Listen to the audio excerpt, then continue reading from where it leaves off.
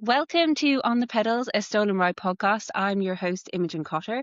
Each episode, we dig into cycling, the community around it, and the realities of security and crime with the people who spend their lives inside these worlds. This week, I'm joined by cycling enthusiast and editor of Cycling Electric, Mark Sutton. Thanks for coming on, Mark. Yeah, no problem at all.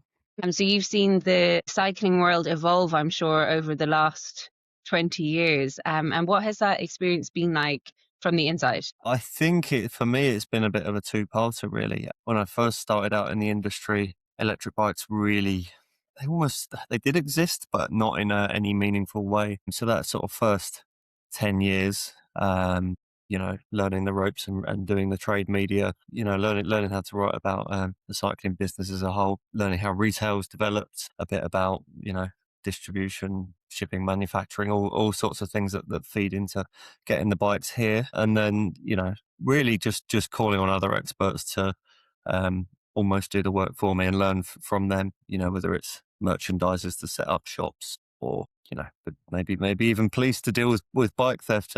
Just learning from the experts and hopefully gradually becoming one myself. Second, the 10 years, let's say, electric bikes have just evolved from these clunky things that bike shops were quite nervous about for a while, and they had some bad experiences, particularly while they were sort of heavy and lead acid batteries and things like that.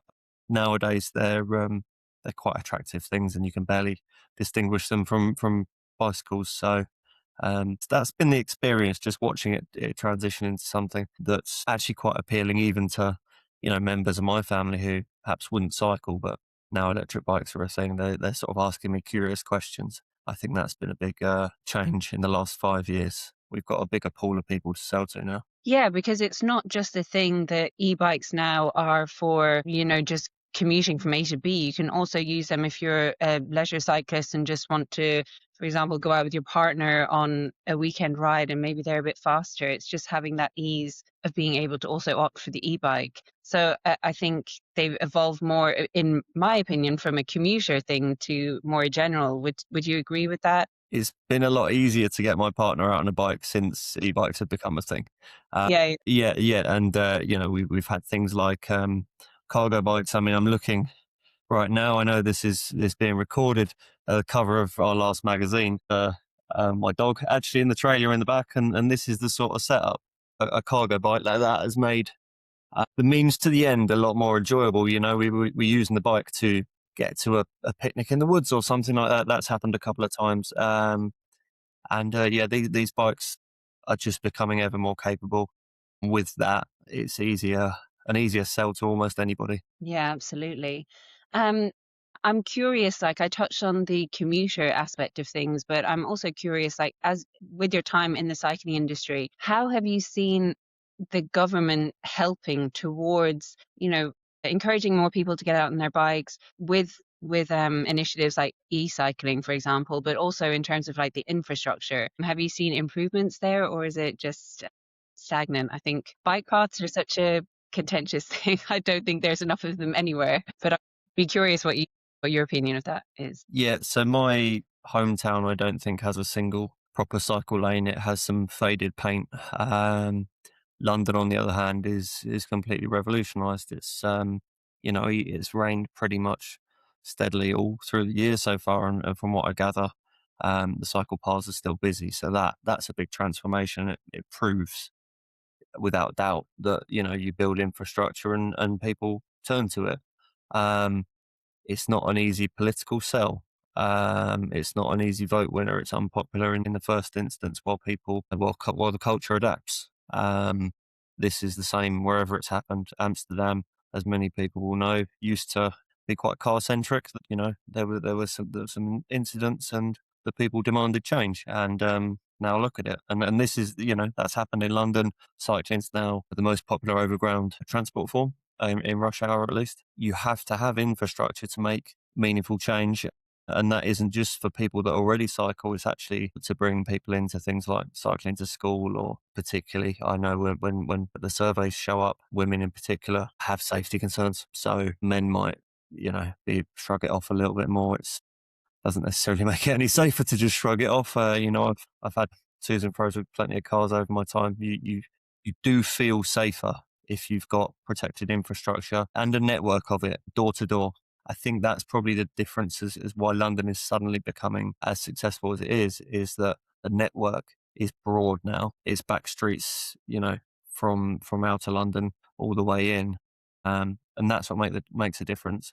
Because if you look outside your front door and it just doesn't look appealing from the moment you get the bike out the shed, you've already put up a barrier mentally to getting on the bike. So that's the difference. And politically, it's not an easy sell. It should be an easy sell. There's so many reasons why it should be. If the Chancellor was even remotely thinking, there's a health angle here. 100 billion a year on obesity bill alone. If you build active travel into a lifestyle, you quite quickly tap into reducing that bill. So it's in any government's interest, whether it's health, pollution, climate, loads of things.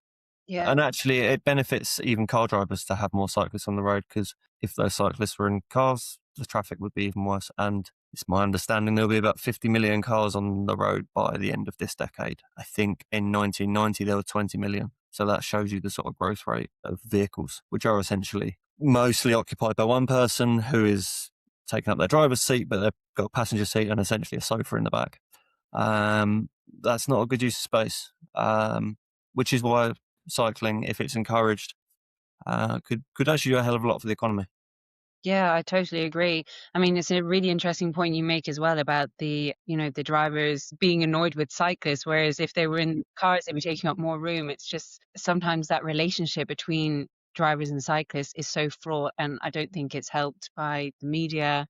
um, Tensions are high, but I always think that the cyclist is the one who's most at risk. So I really think that's a great point that you just made. I was just listening to what you were saying as well about those barriers to getting out on your bike. And like you said about looking out the window and seeing, oh, there's not an easy bike path to get onto. It's such an easy barrier or just a block to getting out on the road. And obviously, it's improved in London because I was living there maybe 5 years ago, and I used to cycle into Regent's Park and just do laps continuously for like 3 hours. So it's obviously gotten better, which is very good. And I wanted to touch as well on safety on e-bikes. Like, is there a software or um, technology now with e-bikes that allows them to be a bit safer, I guess, in terms of speed? I think that's a big thing when it comes to e-bikes, that they can pick up speed very quickly. And how is that in London, managing that in London? I don't ride an e-bike often, so I'd be interested to know. I think London specifically, a lot of the e-bikes you see, many will be line bikes, because that's actually surged, and that shows in essence that the demand is really there. Actually, that's also a convenience thing. I know people have generally smaller living conditions in London. Owning your own bike is perhaps sometimes a bit more prohibitive, and of course, the theft angle, which I'm sure we'll explore. But actually, London in particular, and many other cities, many of the bikes that are seen that may be classed as e-bikes in certainly the mainstream press are not, legally speaking, e-bikes. I was in London the other day, and I always look at the bike racks and walk past restaurants and get a sense for what's being ridden. When I say walk past restaurants, it's because the delivery riders, the Just Eat riders, are picking up from the restaurants. I am seeing a few more road legal e-bikes being used by delivery riders who are leaning on companies like Port, I think, is one that supplies, a fairly good courier bike. But the gig economy model, and this applies to even vans, Amazon vans, for example, is the incentive is to do as many drops as quickly as you can at speed. And that's because the drops aren't individually particularly paid very well, but if you do lots of them, you can obviously rack up some cash. And so that's how the gig economy works. Because there is that you've got to buy an e-bike. E-bikes are, perceived as expensive. I think there's an argument there, but you do get delivery riders in particular picking up conversion kits from generally sort of direct sources, even big marketplaces, which are still selling things quite openly that are overpowered and would take a converted bicycle into motorcycle territory. So that's where we have a bit of a problem in the bike industry at the moment, is that the perception of what an e-bike is actually mostly wrong, certainly in terms of what the press has put out there, epitomised by that BBC Panorama programme last year, where They managed to do almost an hour long program and almost show no actual e-bikes, which was fascinating. I think the only e-bike in the entire program was one of the line bikes. Every other bike that was showed, whether it was a cutaway or speaking to an expert, was actually not road legally speaking an e-bike. There were lots of out and out electric motorcycles, and there were lots of converted or powered up e-bikes. So it's become a bit of a complicated thing, the perception of what is an e-bike and what isn't. Uh, we have a very strict rule on cycling electric. We will only ever deal with brands that sell 100% road legal product. If they sell both, as some do, they sell, your 250 watt. That's your limit there for road legality. But they also sell 350 watt or 500 watt. We have to turn away that business because ultimately we're directing our readers towards a product which is, it could get them pulled over by the police. They could have the bike crushed. They could have points on their license because it's not, technically speaking, an electric bike, despite the fact that the two may actually look identical. But in power terms, if it pushes over these thresholds, it becomes a motor vehicle. I don't think many people, the market education is quite low on that. Yeah. We have 4 demo events that we do each year, and we still get questions. Even people that are our readers come along, and I think they expect the bikes to go faster sometimes. We have to sort of gently educate about the law, and then I think once they ride and they're like, oh, but this is still revolutionary to how my cycling experience would be. Yeah, yeah. And is there a speed limit on on an e-bike?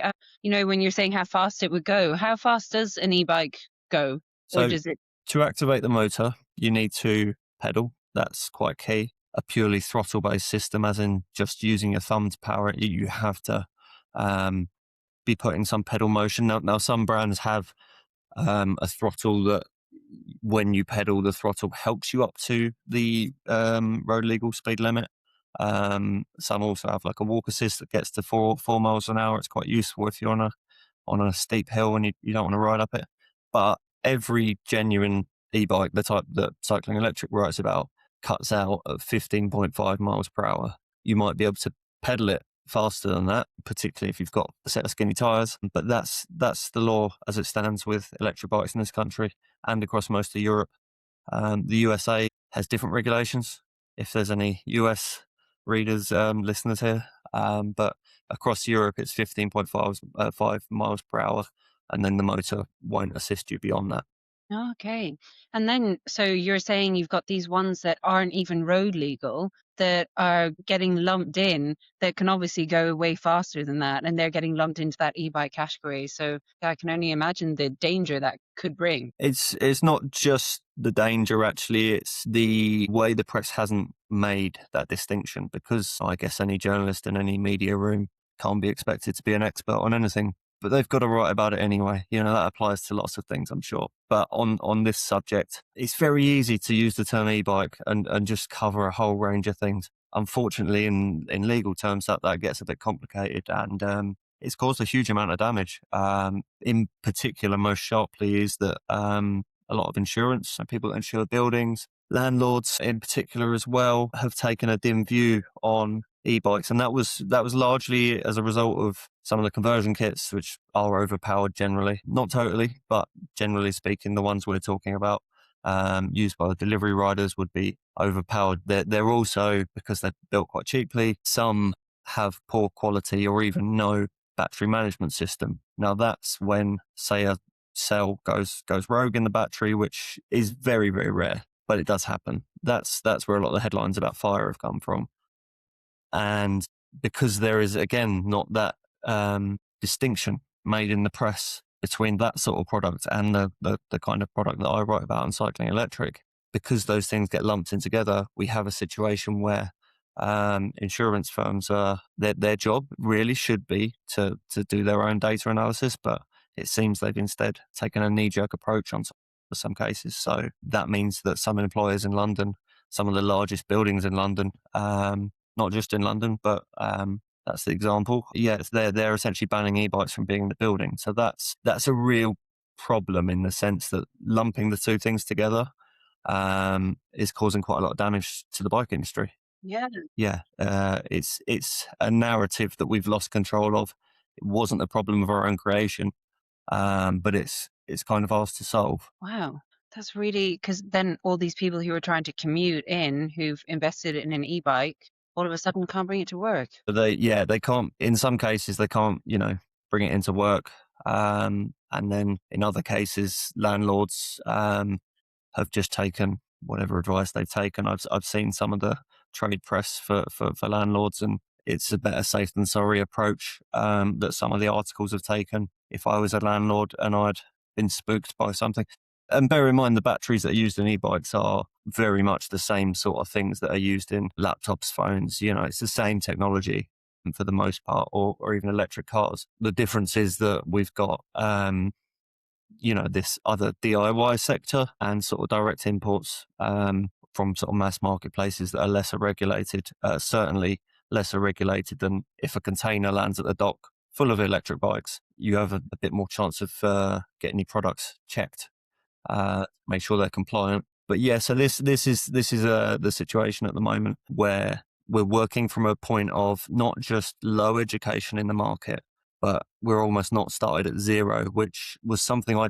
don't think I fully appreciated when I started with cycling electric. Because if you look at mainland Europe, where this is actually less of a problem, I'm reliably informed it's less of a problem, not totally invisible, but still less of a problem. If you look at mainland Europe, the electric bike sales have essentially overtaken in many places bike sales. Germany, Netherlands, Belgium, main examples of that. In Germany, I think it's over 80% of the mountain bikes sold are electric now. Yeah. So that's yeah, and the leisure side as well. They're doing 2 million electric bikes a year in Germany. We're doing 150,000 for the last few years. So there's quite a difference, and part of that is cultural. It was always going to be a gap like that because they have the cycling infrastructure and things like that. But I think where we're stuck, we've for a couple of years now, 150,000. I think where we're stuck is that we actually have this sort of myth about what an electric bike is, this headwind from the press that we kind of have to overcome in educational terms, which is why the 4 demo events that we put on, the 2 magazines we do each year, and the website, we're trying our best to be that voice of reason for when people do want to find, the right information and then go on to experience it for themselves. Yeah, it's a job you have, to undo that fear mongering from the media. And yeah, I think coming on a podcast like this to actually explain it, even I didn't know it, and I've been in cycling for a decade now. So thanks for the the breakdown. We have a bit of a misinformation problem in society all of a sudden, and Yeah. we're not insulated from it. Yeah, yeah. You touched on something interesting about the sales in Germany, and I kind of want to ask you as well about e-bike sales and the second-hand market in cycling. You had mentioned earlier as well around the pricing, which could be a barrier for people getting an e-bike, or they might have a misconception about how overly priced they are. Is there a kind of second-hand bike market for e-bikes, or what is that like in the UK? Yeah, so again, there's differences with UK and Europe. Europe, some parts of Europe at least, have quite a strong leasing market. So naturally, off the back of that, when a bike is returned, it can then go into the second-hand market. We don't really have a leasing market here in the UK, or at least it's in its very infancy. If it does exist, I would like there to be. But what we do have instead is the Cycle to Work scheme, which has been quite successful, not without its flaws. That's probably another podcast with an expert in that field. But we do have a cycle to work scheme, and if anyone is worried about price, if they are employed, that's the key thing. And not on, they have to be, unfortunately, or be on minimum wage. I forget the threshold, but you have to be reasonably well paid to access the cycle to work scheme. There's a bit of inequality in it, and you actually benefit more the more you earn. But that's one of the faults of the legislation. However, if you are employed, you can have access through your employer to a salary sacrifice scheme, which, essentially gives you a discount on any bike purchase, accessories. Even now, bike share subscriptions are available this way. But yeah, if you're worried about the cost of an electric bike, as so many people are, tons of the content we write is actually not so much about a bike category, but about a price point. We know very well cost of living crisis isn't necessarily going away. Inflation's quite sticky. So people are worried about, they maybe they acknowledge that riding a bike more often would cut into the other transport costs. That doesn't take away from how intimidating a four-figure investment is. It doesn't really matter what it is, but an electric bike generally, if it's of any quality, will be just about in that four-figure. You can sort of get £700-800 relative quality emerging. There's certainly some discounts in the market still, but with the Cycles to Work scheme, if you're employed, then you can get, I think it's between 30 and 42% off of the cost of a bike spread over a period through salary sacrifice. So that's a great way to spread the cost and get your bike and get cycling and actually just start cutting into your other transport costs. I think that's again another education piece the bike industry could do a bit more on, particularly in the e-bike age. There are some people out there doing some good work on that. But I think the bike industry, this is again a bit of a digression, but I think the bike industry has a bit of a marketing problem. We're not really reaching out to the masses yet. I still Yeah. think we're kind of going after the same people we've always gone after. And I think if we want to sell more bikes, we've got to start thinking about how can we get the public thinking about the buying process, where they can try bikes, and how it will benefit their lives going forwards, whether it's their health or their wallet. Last year I was thinking about moving house. We looked at locations around up to 30 miles away from where I am currently. That would probably take me further away from London. And a train ticket was going to cost, say I was 10 miles up the road, £45 a day, I think was one of the locations we were looking at. Yeah, that's not going to happen. That's not sustainable. So I think when people are looking at transport costs, an electric bike makes a lot of short to mid-sized journeys viable, and it can save you that train ticket, that annual couple of grand it's going to be for a season ticket. You don't have to use it all the time. And a horrible start to the year. I doubt many people would have ridden every day through January and February so far. But even if you cut 50% of your trips into cycling, then it's going to make a big difference down the line, and that bike will pay off very quickly. Yeah.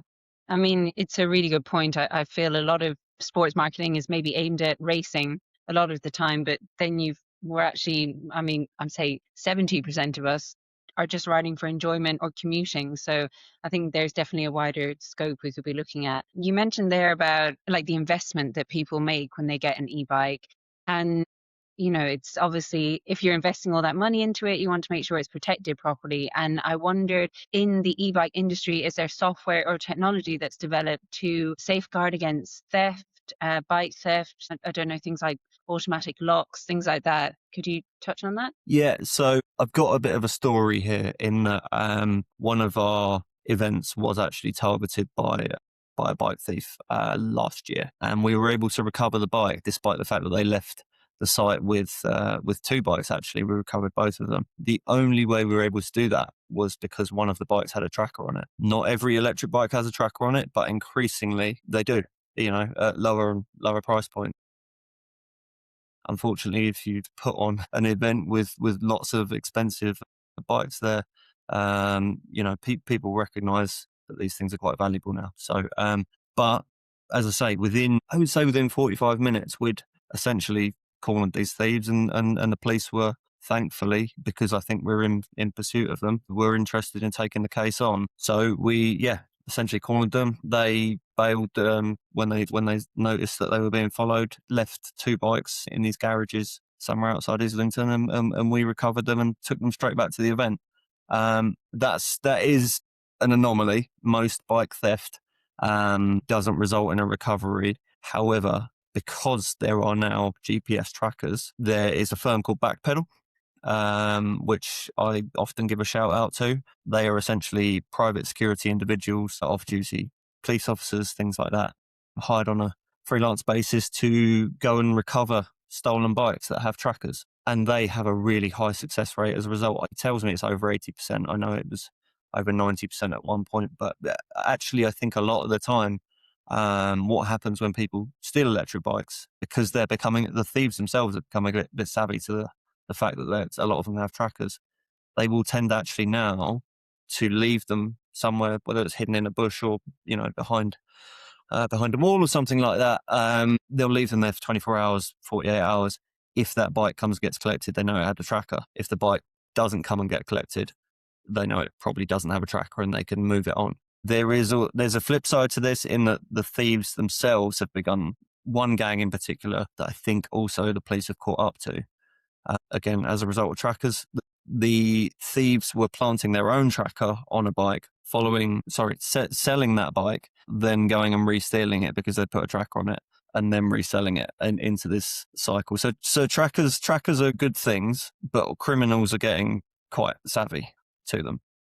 That may be an isolated case, and as I say, I think the police were involved in a sting with that one particular gang because it sort of goes in limbo. I think somebody recognised the guy that was selling the bike as somebody who'd tried to rip him off before, and but bike theft it has always been quite chaotic. Now there's trackers. I think there's a better chance of recovery. There are some brands that claim they'll go and recover it on your behalf. I know that the guys I've just mentioned, Backpedal, have an insurance product attached to their recovery. If they can't recover it, then the insurance pays out.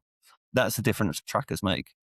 In that instance, say you've signed up, it is a subscription, I think. Say you've signed up with them, you're essentially 100% covered. If your bike gets stolen, it either gets recovered or the insurance pays out. So that's the difference now that e-bike technology has made to bike theft.